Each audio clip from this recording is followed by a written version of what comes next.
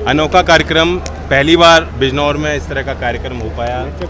मेरे मंत्रालय की टीम को मैं धन्यवाद देता हूँ, यहाँ के स्थानीय प्रशासन को, यहाँ के जनप्रतिनिधि। चंदन लगातार चिंता कर रहा था कि यहाँ नौजवान के लिए मैं क्या कर सकता हूँ, तो एक प्रयास हुआ है। 3500 बड़ी संख्या है, देश की 50 बड़ी कंपनीज आई, उन्होंने अवलोकन किया, ऑफर्स दिए, इंटरव्यूज़ किए।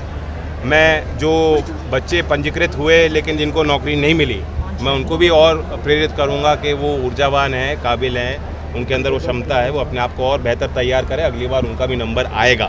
मंत्री जी, एक सवाल है। यूपी के कुशीनगर में जाली नोट का कारोबार करने वाले अंतर्राष्ट्रीय गिरोह का पर्दाफाश हुआ है। इसमें समाजवादी पार्टी के राष्ट्रीय सचिव रफी खान गिरफ्तार हुए हैं, क्या कहना चाहेंगे? देखिए, एक क्राइम है, क्राइम में अगर कोई इन्वॉल्व है तो उसके खिलाफ कार्रवाई होगी।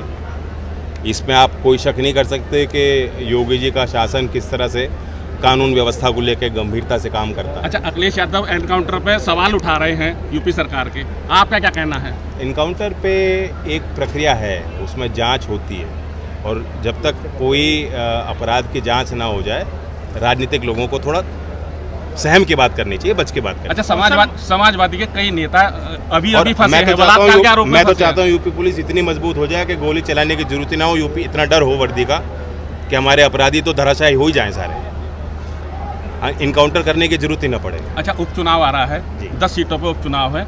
आरएलडी को कितनी सीट मिलेगी? 10 सीट एनडीए लड़ेगा।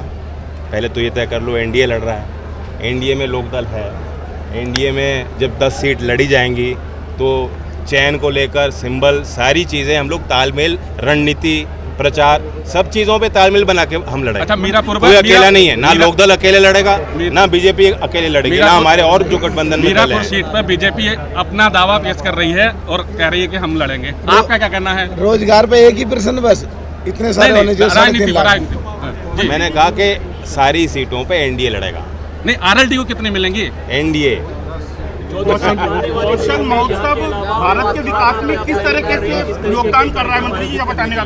देखिए, इसके बाद अभी 18-19 तारीख को हम भरतपुर में कार्यक्रम कर रहे हैं। मुख्यमंत्री जी से मेरी राजस्थान मुख्यमंत्री जी से संदर्भ में बात हुई है, और पूरा कोऑपरेशन वहाँ राजस्थान की स्टेट गवर्नमेंट हमें देगी, क्योंकि भरतपुर भी एक पिछड़ा इलाका है, लेकिन टूरिज्म इंडस्ट्री है, परंपरागत वहाँ बहुत इंडस्ट्रियाज हैं और बहुत पोटेंशियल है वहाँ। नौजवान चाहते हैं कि उस तरह का आयोजन हो। बंगाल में भी एक डिमांड आई है, जहाँ भी सांसद मुझे लिखते हैं, प्रयास करते हैं, राज्य सरकार की तरफ से कोई प्रस्ताव आता है तो इस नीति को हम आगे और तेजी से बढ़ाएंगे। मंत्री जी, लेकिन मुझे खुशी है कि बिजनौर से शुरुआत हुई। कौशल महोत्सव पहला जो रखा गया है वो बिजनौर में हुआ। मंत्री जी, हरियाणा में चुनाव है, आपकी पार्टी भी लड़ रही है। एक उनका आज